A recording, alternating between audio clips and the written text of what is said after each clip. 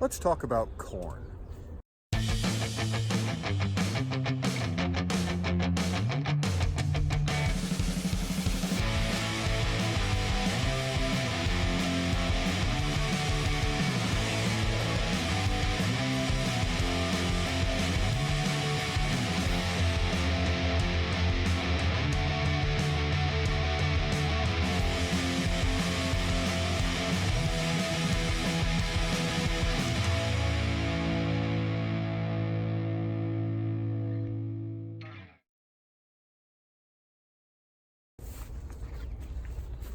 So here on the farm, we're growing this Hopi blue corn this year. I grow 3 different varieties of heirloom corn. One is this Hopi pink corn, and today I'm going to show you how to process this to unlock all of the nutrient availability within it using hardwood ash. There are many ways to do this, one of which is using lime, and that's one approach. I like the rustic effect of using the wood ash. I think about how this process could have initially been discovered by early people in the Americas. They bred these strains of this grass to the point where it produced these ears, which gave them a stable food crop they could simply dry and store year round. And my imagination goes to perhaps a child pretending to cook like mommy, and they're by the fire putting ingredients in their little pot, and so they got some corn kernels and maybe some wood ash and water and pretended to make soup or something, and then mommy came by and smelled the smell that this corn makes when you unlock it by simmering it in an alkali bath, and had an idea. And they tasted it, it was delicious, and it actually provides nutrition, particularly in the B vitamins, when you go through this alkali processing, that are simply not available if you just grind the seed off this plant and eat it as a flour. You essentially might as well be eating sawdust. So the technology of processing this corn is what made it such a vital powerhouse nutritionally for early Americans. And when it was exported by the conquistadors back to Spain, they did not bring with them the technology. And so in African colonies and parts of Spain where it was a staple food, people were not healthy. If they were relying on this for their nutrition without taking it through the nixtamalization process that I'm going to show you today, they ended up having skin issues and health problems, and there were many deaths associated with essentially corn starvation. So I will show you how to do this simply with wood ash from the fireplace and take it all the way to making corn tortillas.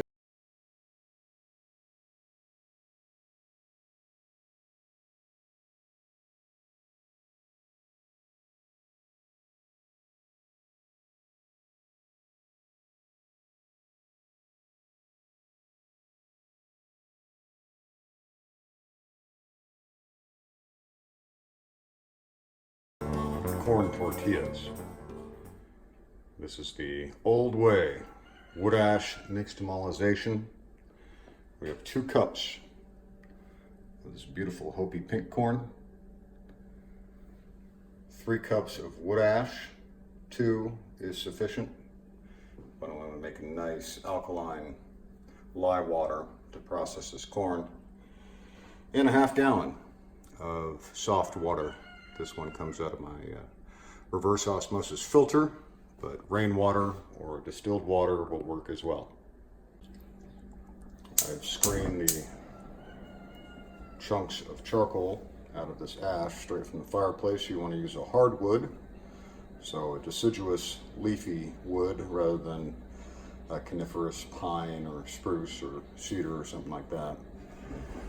And so this one is just the one that comes out of the fireplace from what we burn in the wintertime. We're going to bring this to a boil and then let it simmer for 10 minutes, kill the heat, give it ½ an hour to settle, and then we'll decant the lye water off of the ash residue by pouring it off. At that point, we can add our corn and let that come to a simmer for about an hour or so. We have achieved a boil. Now we're down to low to simmer for 10 minutes. This smells like rain on a sidewalk on a hot day in summertime, and the patterns of the simmering ash and water always remind me of storm clouds. It's got its own alchemy. 10 minutes of simmering have passed, heat goes off, and now we let this sit for half an hour. All of the ash will percolate to the bottom, and on top will be a yellow caustic lye water. Be sure to do this in a stainless steel pot. If you do this in aluminum, it will eat the aluminum, and so will you. So we'll let this settle, and then we'll pour off the lye liquid and use it to convert the corn to a bioavailable food. Okay, our ash is settled. So precaution is in order with this substance. It is highly alkaline. This could clean your drains. You could make soap with this. So when pouring it, you want to be very careful. Protective eyewear and rubber gloves would be advised. I don't use them myself. You're an adult. Do what you want. So I'm going to take this and slowly pour it through the sieve into my rinsed corn that I've picked through for any debris, cob bits. And so I'm trying to pour it slowly enough that the ash is not kicked up from the bottom of the pan. A little bit's fine. All of this will be rinsed again after this process is complete. So you can see we've got a little bit of ash going in, and we're going to leave a little bit of liquid behind. I'll pour that outside somewhere that's away from things I want to be growing. And as you can see, we've got a good amount of liquid here covering this corn. So that should be enough when that corn swells up that it won't consume all the liquid. So I'll dump the lye water and we'll get this to simmer. The corn in the lye water is back on the stove. And you can tell if your alkalinity is strong enough if you get a change in color in the corn within the first 10 minutes or so of the boil. And already we can see that the corn has gone from white to yellow. So that's a good sign. So at this point, we're going to bring this up to a simmer, and we're going to let it simmer for about an hour. And we're looking for a nice tender kernel on the other side of that. And then we'll cover it and let it sit at room temperature for 24 hours before we rinse it. And the skins on the outside of the kernels will release in that process. And then we'll be ready to grind it into masa for tortillas. See, the chemical reaction has already begun. The corn has turned this beautiful golden yellow from the white that it started out as. And all of that will actually peel off in the rinsing process. So I've turned the heat down, and it's going to simmer along like this for an hour, and we'll check it then. We're about an hour in. See, the corn is starting to look like hominy. All the kernels are getting nice and swollen. Beautiful yellow color at this point. It's still a little firm, so we're going to run another half an hour and then we'll see how it looks.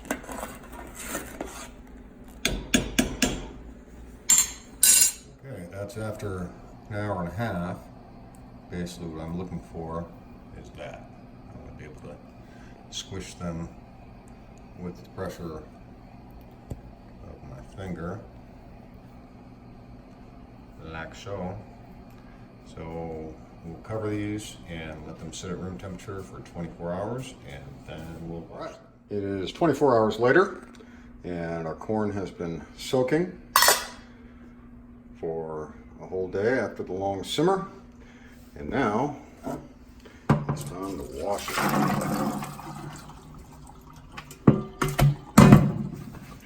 We'll rinse it and scrub it a little bit, manipulate it with our hands. Most of the skins have essentially dissolved, but we'll just make sure that everything is nice and clean before we move on.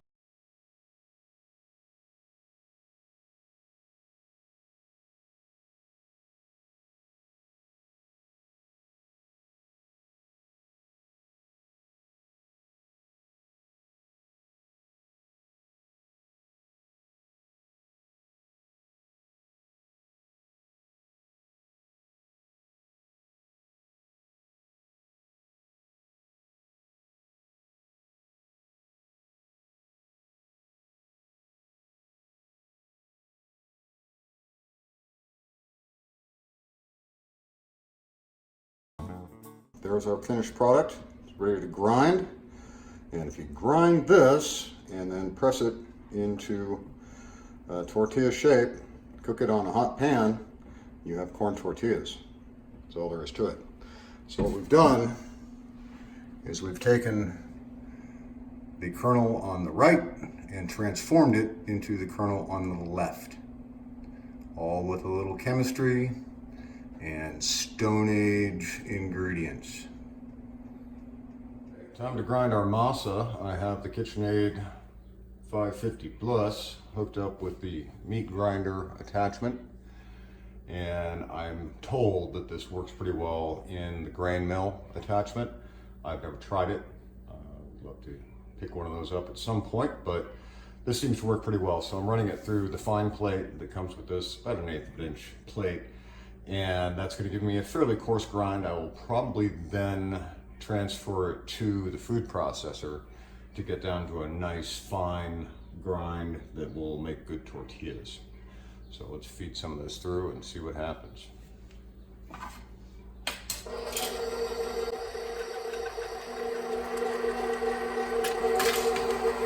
That's looking pretty good. Like so. It'd make a fairly rustic tortilla at this point, so I think we will put it through another grind.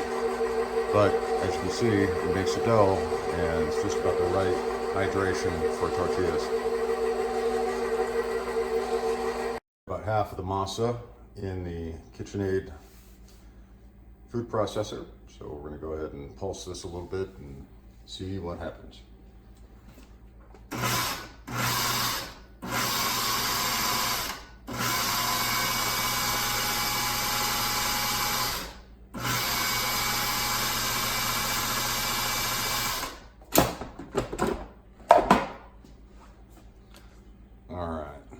So it's getting considerably finer. It doesn't hold together quite as well as I would like in a thin layer. So what we'll probably do is grind this a little more, just on high, and drizzle in a little water and see if we can get a nice dough ball. With the addition of a little bit of water and a little bit of kneading, we'll do a test batch with this masa dough, see what kind of tortilla it makes. I have my tortilla press, which as you can see is extra. Hecho in Mexico, sand cast, probably out of aluminum cans in somebody's backyard or something. Very serviceable, durable piece of gear. I think I paid about $10 for it.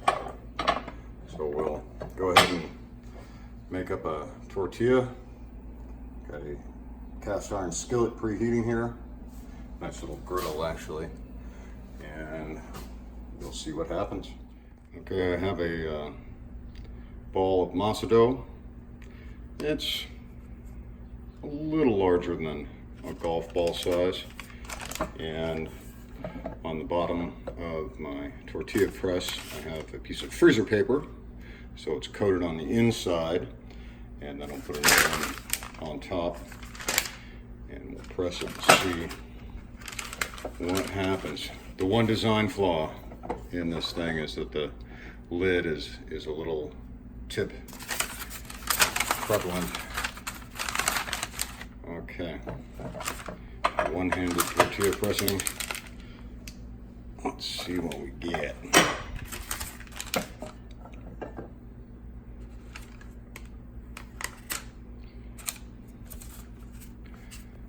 Yeah, it looks pretty good. Lost a little bit at the edge there, but as I go along, I imagine they'll get better. So I'll go ahead and set this with paper onto the griddle. Give it just a second, then I should be able to pull the paper. We'll see.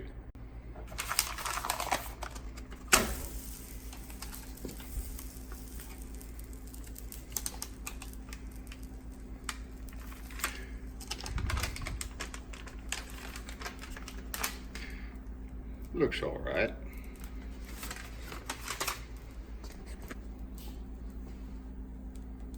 And I'll play with it a little bit,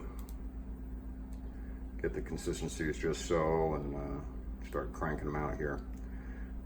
Just kind of refine as we go. But it looks like we've got a pretty nice grind there. These dark bits are, of course, the germ of the kernel, which some people take the time to remove, but they're fine as far as I'm concerned. So we're getting a little bit of smoke action. Sneak under here. It's getting toasty there.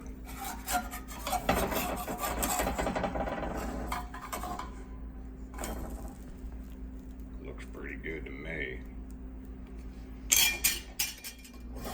Okay, well, our 2 original cups of corn ended up yielding us a dozen 6-inch corn tortillas. I ate one and wrecked one, so I've got 10 of them to serve my lovely wife dinner tonight.